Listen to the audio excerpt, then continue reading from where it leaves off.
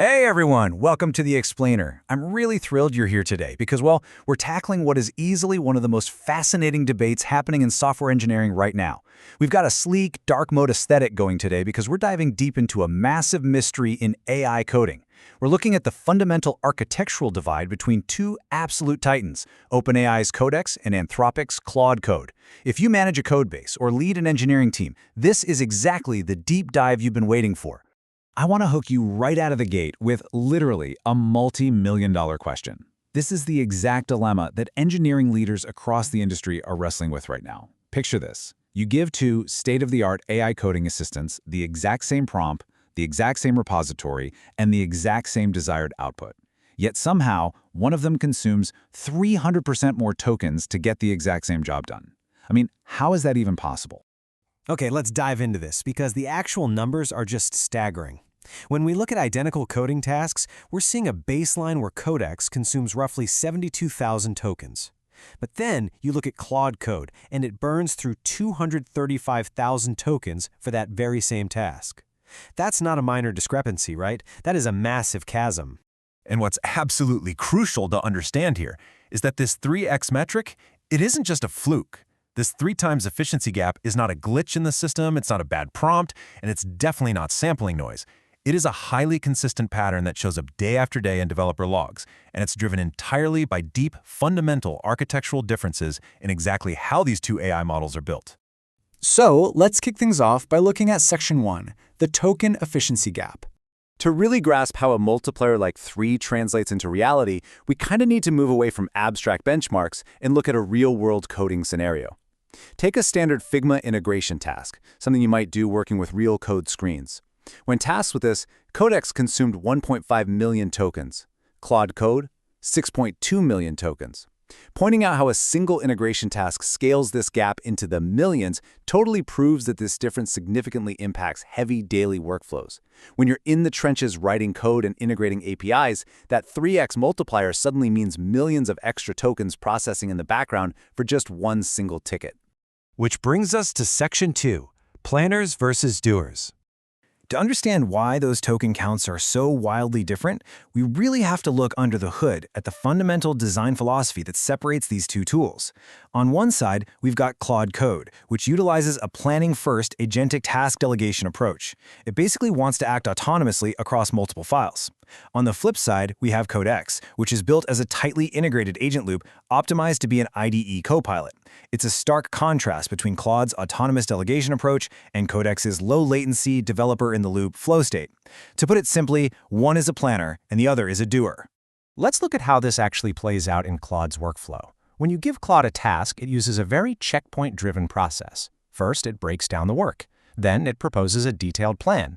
Next, it waits for your approval. And only then, at step 4, does it actually execute. Now, while this is fantastic for safety and complex architectural changes, it surfaces a massive amount of internal monologue and scratchpad reasoning before a single line of actual code is modified. And guess what? All of that thinking costs tokens. And that leads us straight into Section 3, the reasoning tax. We really need to define exactly what you're paying for when those token counts skyrocket and understand where all those extra tokens are actually going. I absolutely love this real user observation. Developers are noticing this in their daily work, literally complaining about the tool wasting thousands of tokens on thinking, even for low-effort tasks. It perfectly highlights how Claude's explicit reasoning overhead can actually frustrate developers when they're just trying to execute simple, well-scoped tasks where the plan is already super obvious. So the crucial point is this. The reasoning tax is very real. You're essentially paying tokens for detailed explanations, clarifying questions, and ensuring deterministic outputs all before any implementation even begins. This architectural reasoning guarantees thoroughness, which, don't get me wrong, is great for messy, ambiguous code bases. But it massively inflates your token usage because the AI is extensively talking to itself just to formulate the perfect plan. Now, let's scale this up to an enterprise level because the economic implications here are just massive. Imagine a team of 100 developers, right? Each one making 50,000 API calls a month. That gives you a baseline of 2.5 billion tokens. But with Claude's 3x overhead, you're suddenly adding an extra 7.5 billion tokens into the mix. That reasoning tax translates into hundreds of thousands of dollars in extra annual costs. It's a huge financial overhead that enterprise teams have to seriously consider. Moving on to Section 4, long context and compaction. Beyond just the initial planning phase, we also have to look at how these differing architectures handle extremely long sustained coding sessions where those context windows start to fill up. Here we see another major architectural divergence. Claude faces heavy context pressure because of all that initial planning, which leads to aggressive auto-compaction and frequent conversation resets.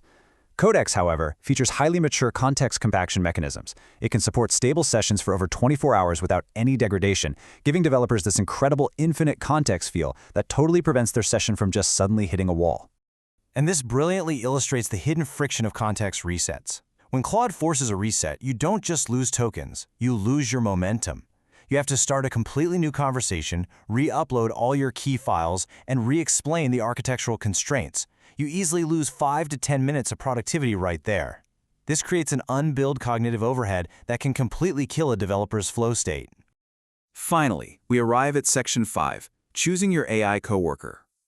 We've seen the data, we've explored the architectures, and we've calculated the costs. Now, let's actually help you decide which tool fits your specific engineering needs. You're going to want to choose Claude Code when you're dealing with large-scale refactoring, major API migrations, or highly ambiguous planning where that reasoning tax acts as a really valuable safety net. But you'll want to choose Codex for well-scoped coding, real-time IDE pairing, and long, sustained autonomous sessions where token efficiency and staying in that flow state are your absolute top priorities.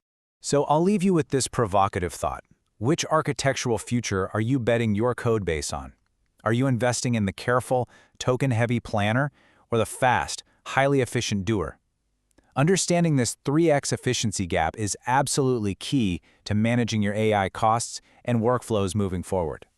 Thank you so much for joining me for this explainer, and I really hope this helps you build faster and smarter.